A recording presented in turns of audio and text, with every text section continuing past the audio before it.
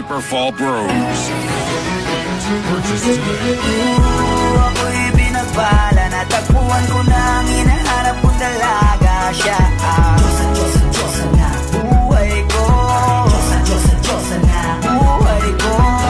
It sounds like la la la la, mukhang hindi ko na kailangan ng marijuana. Siya ang Diyosa na buhay ko. Diyosa na buhay ko.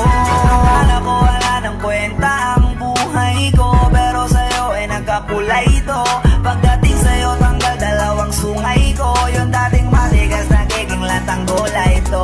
Di man ako kasing macho ni Johnny Bravo, pero itataya ko sa'yo lahat pati pa to. Oo, hindi ako biniyayaan maging gwapo, pero I promise to you baby, di ako galing aso.